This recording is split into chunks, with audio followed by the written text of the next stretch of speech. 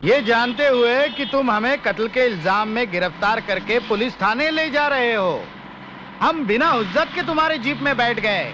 जानते हो क्यों? मशहूर कहावत सुन रखी होगी तुमने, मार के सामने भूत भी भाग जाते हैं, और फिर पुलिस की मार। तुम्हारे जैसों को मैंने कई बार अपनी पतलून गिली करते हुए देखा है देश पांडे। कौन से थाने ले जा रहे हो? बांद्रा? अरे दूत, जरा इस बेचारे को बता दे कि बांद्रा पुलिस स्टेशन का इंचार्ज लोटाराम सवेरे सवेरे किस मंदिर के दर्शन करके काम पे जाता है, बता दे। अरे सरकार के पैरों की जूती को तो वो अपने भगवान की मूर्त मानता है। हाँ, रोज सवेरे घर आके पहले जूते पॉलिश करता है, तब थाने जाता है। इन जूतों को पॉलिश करता है, इन जूतों को। पॉलिश महंगा है तो नाक रगड़ो सरकारी कुत्ते।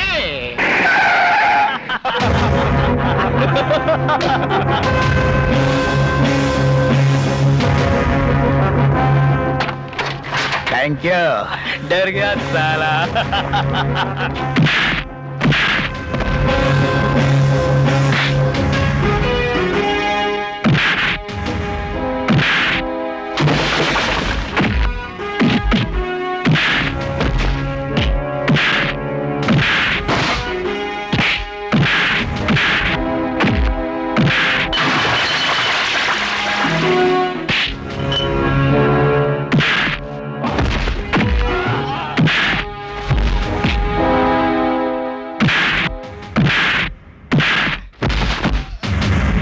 अब बोल, कहाँ पॉलिश करनी है? सर आपके जूतों पर सरकार। ए, खड़ा खड़ा मुंह क्या देख रहा है? चल जल्दी से डब्बा इधर ला। कल से यहाँ पॉलिश करनी है नहीं करनी है? चल ला जल्दी। चल भाग भाग भाग। सलाम साहब। सलाम साहब बोलता है। आपके चरण रखिए सरकार, आपके जूते बहुत मैले हो गए। ओह, आ गया दिमाग ठिकाने? अरे अरे सरकार, ये सब कैसे हो गया सरकार? मेरे भगवान जैसी मूर्त को किसने तोड़ डाला? कैसे हुआ सरकार? भगवान नहीं, शैतान है ये। तुमको बीच में बोलने के लिए किसने बोला? हवलदार जी, कांस्टेबल्स, अरे जल्दी जाओ और गरम गरम हल्दी वाला दूध लेकर आओ। और सुनो जी सर, 5-6 ग्लास लेकर आना। सेठ जी के बॉडीगार्ड्स की बॉडी भी सेठ जी की तरह टूटी हुई है। सरकार, ये सब कैसे हुआ? किसी छत से गिर गए थे या किसी बड़ी बस के नीचे आ गए थे? बुलडोजर देखा है इंस्पेक्टर? बुलडोजर ना देखा हो तो इस आइडेंटिटी कार्ड को देख लो। इनके चेहरे का नक्शा कैसे बदल गया तुम्हारी समझ में आ जाएगा। अरे कौन सा identity card? Amar senior superintendent of police, crime branch. Sir लोटे की पेंदी काट दी जाएगी ये नहीं सोचा था तुमने? हाँ? ऊंट जब तक पहाड़ के नीचे नहीं आता अपने आप को सबसे ऊंचा समझता है। पहाड़ जैसे ब्रिजमान के दोस्त को तुमने ऊंट की ऊंचाई देखकर हवालात में बंद कर दिया। हाय हाय हाय हाय, नहीं सरकार नहीं। सांप के कांटे का इलाज हो सकता है, लेकिन आपके इस दास के कांटे का इलाज नहीं हो सकता। मैंने झट से उससे पूछ लिया, पंचनामा तैयार किया है क्या? उस खून का कोई चश्मदीद गवाह है? तो उसने धम से ये कागज मेरे हाथ में थमा दिया सरकार। हाँ, नंदू उस देशभक्त एडिटर का चपरासी, वफादार नौकर जो साई की तरह उसके साथ लगा रहता है, उसे दूर नहीं होता। और अब उस ऊंट जैसे पुलिस कमिश्नर को पहाड़ के नीचे लाकर खड़ा करना पड़ेगा ताकि उससे भी कोई ऊंची चीज होती है ये उस ऊंट को पता लग सके। बहुत अच्छे, बहुत ही अच्छे। अच्छा सरकार, अच्छा। अबे ओ बिन पेंदी के लोटे, नहीं नहीं नहीं, कल जब अपनी कुर्सी पर बैठो तो जरा पेंदी जमा कर बैठना। यस, क्या कहा? पैरी रोड पर एक बस को जला दिया गया है। 40 पैसेंजर जलती हुई बस में फंसे हुए हैं। हाँ ठीक है, मैं 10 पुलिस कांस्टेबल्स एक सब इंस्पेक्टर के साथ वहां भेजता हूँ। हाँ इंस्पेक्टर, 4 कांस्टेबल्स मुझे भी चाहिए होंगे। नंदू को हिफाजत के साथ कोर्ट में ले जाना है। मैं पूछता हूँ, इस पुलिस स्टेशन का इंचार्ज मैं हूँ या आप? जिसको मैं जहां चाहूं भेजूंगा, जिसको नहीं चाहूं नहीं भेजूंगा। हाँ। इंस्पेक्टर नंदू को अगर कुछ हो गया तो कानून के लिए गवाही देने के लिए शायद कभी कोई खड़ा नहीं होगा। पुलिस हमेशा झूठे गवाह खड़े करती रही है और खड़े करती रहेगी। नंदू झूठा नहीं, चश्मदीद गवाह है। और वो तीनों जिनको आपने हवालात में बंद कर रखा है, वो खूनी नहीं, शहर के रईस और इज्जतदार इंसान है। कल तक तो गले से आवाज नहीं निकल रही थी, आज गरज गरज के बरस रहे हो। एक ही रात में ऐसा क्या हो गया इंस्पेक्टर? याद रखना, नंदू को अगर कुछ हो गया तो मैं तुम्हारे उस रईस इज्जतदार देश पांडे के वो पैर जला दूंगा जिसके पैरों पर पड़े हुए जूतों पे पॉलिश मारकर तुम ड्यूटी पे आते हो। और हां, जिनके खूंटे पर तुम उचक रहे हो उनसे कह देना कि मैं अकेला ही एक पूरी बटालियन के बराबर हूं।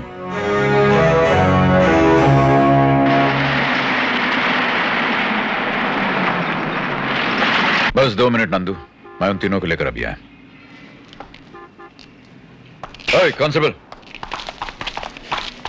देखो जरा इधर ध्यान रखना। हाँ साहब। ये सरकार की अमानत तो है ही, मेरी भी अमानत है, समझे? जी साहब। ठीक है।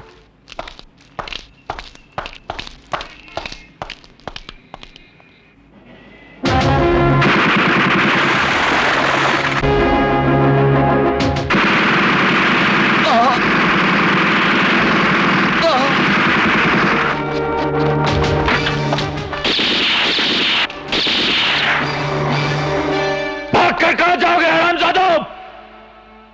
साले जहन्नुम से भी खींच कर ले आऊंगा मैं तुम्हें। नंदू, नंदू, नंदू, नंदू, आंखें खोल। मम्मी, माँ, नंदू, नंदू, छोटू, तुम संभाल। नहीं, नहीं, नहीं नंदू, नंदू जाना नहीं, जाना नहीं नंदू। मैं अपने खून की एक एक बूंद तेरे शरीर में भर दूंगा नंदू, तू जाना नहीं। मैं एक एक बूंद भर दूंगा तेरे शरीर में नंदू, नंदू, नंदू, नंदू, नंदू। अपना वादा याद रखना, तेरी गरीब माँ अपना सब कुछ तुझे दे रही है।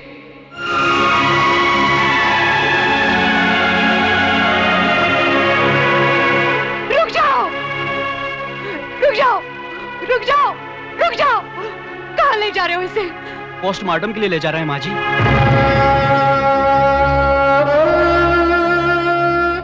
सुना तूने? देख रहा है, देख रहा है ये क्या है? मेरे नंदू की लाश है ये। तूने ही तो कहा था ना कि मेरे नंदू का कुछ हो ही नहीं सकता। हाँ, तो फिर ये क्या है? क्या है ये? देख ये क्या है? देख, मुझे मेरा नंदू वापस ला दे। दे दे मेरा नंदू मुझे वापस। माँ जी, मैं खबरदार जो मुझे माँ कहकर पुकारा। तू खूनी है, मेरे बेटे का कातिल है। कमीने, मुझे छूकर तूने कसम खाई थी कि अगर कुछ होगा तो तेरे बड़े बेटे को होगा, तेरे छोटे बेटे का बाल तक बाका नहीं होगा। कहाँ गई वो तेरी कसम? वर्दी और मिलने वाले, मैं पूछती हूँ कहाँ गई वो तेरी कसम? उतार दे ये वर्दी, फेंक दे ये बिल्ले। तू इन्हें पहनने के लायक नहीं है। इन्हें पहनकर तूने मेरे बेटे को मरवा दिया। इसके बजाय तेरी लाश क्यों नहीं गिर गई? एक गरीब माँ का सब कुछ लूटने वाले, मुझे मेरे बेटे की लाश तो दिलवा दो। अगर पोस्टमार्टम बहुत जरूरी है तो मेरा एक एक अंग कटवा लो, लेकिन मेरे सुंदर बेटे की लाश को ना बिगाड़ो, ना बिगाड़ो। अरे अरे अरे अरे, कैसी बिलक बिलक कर बेचारी रो रही है। हैं? उजाड़ दी ना बेचारी की कोख। हम तीनों कोर्ट में गए थे, जज साहब ने बाइज्जत बरी कर दिया हमको।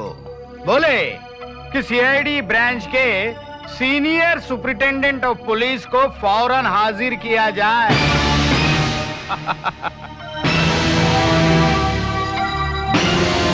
जल्दी से कोर्ट में चले जाओ। हाँ, कहीं ऐसा ना हो पागल कुत्ते की तरह सड़क पर गोली मार दी जाए।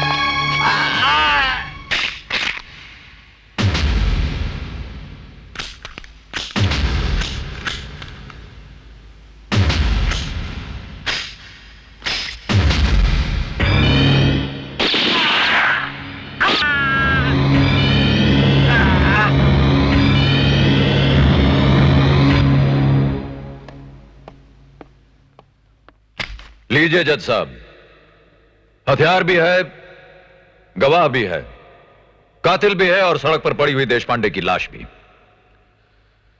दो चार इसी तरह मार दिए गए तो फिर अपराध ना होगा, माओ की कोख न उजड़ेगी, वतन जेरबार ना होगा। दीजिए मुझे फांसी जज साहब, अभी और इसी वक्त। यह मत कहिएगा कि कानून आपको इसकी इजाजत नहीं देता। अगर यही आपका कानून है तो इसे बदलने की आप में हिम्मत है?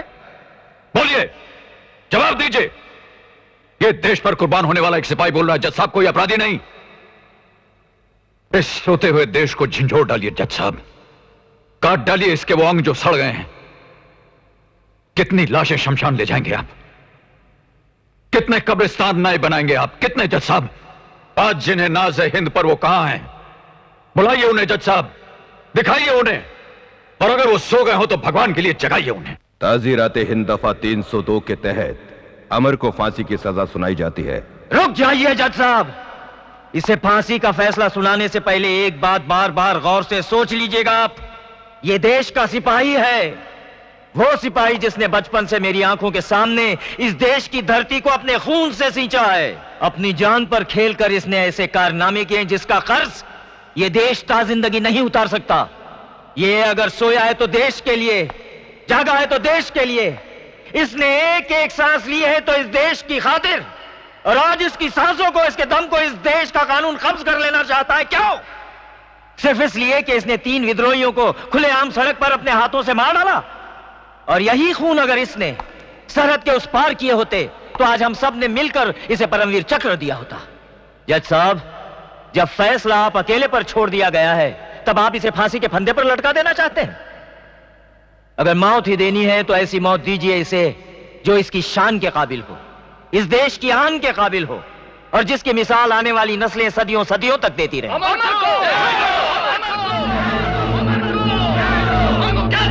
ये शोर जो आप सुन रहे हैं उन हजारों लोगों का है जिन्होंने इस अदालत को चारों तरफ से घेर लिया है। जज साहब, इस शहर की हर सड़क ने अपना मुंह आपके फैसले की तरफ मोड़ दिया है, और बाहर कानून की गोलियां उन्हें रोकने का प्रयास कर रही।